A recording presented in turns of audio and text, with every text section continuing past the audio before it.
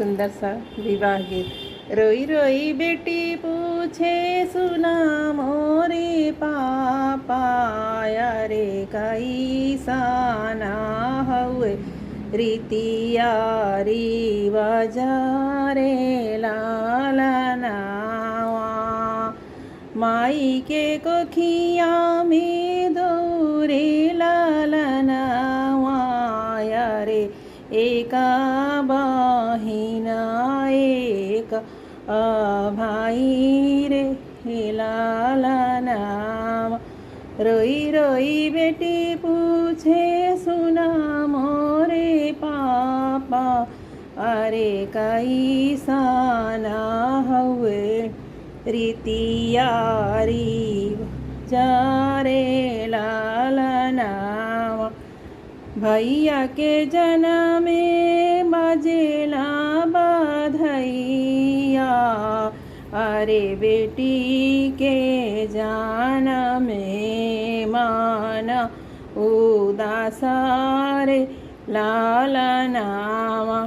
रोई रोई बेटी पूछे सुना मोरे पापा, अरे कैसा ना हुए रीतिया रिवाजा रे लालनावा।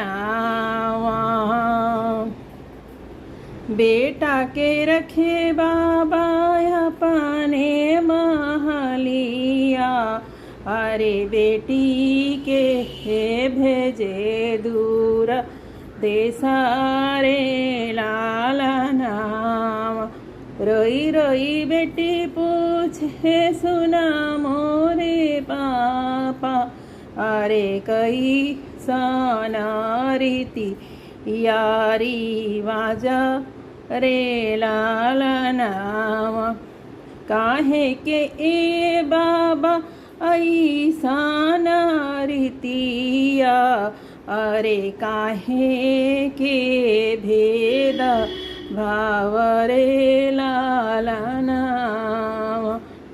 रोई रोई बेटी पूछे सुना मोरे पापा, अरे कैसा हुए रीतिया रिवाजा रे लालनावा। तोहरे जन्म में बेटी बाजे बधैया, अरे खुश रहे पूरा परिवार अरे लालनावा। अरे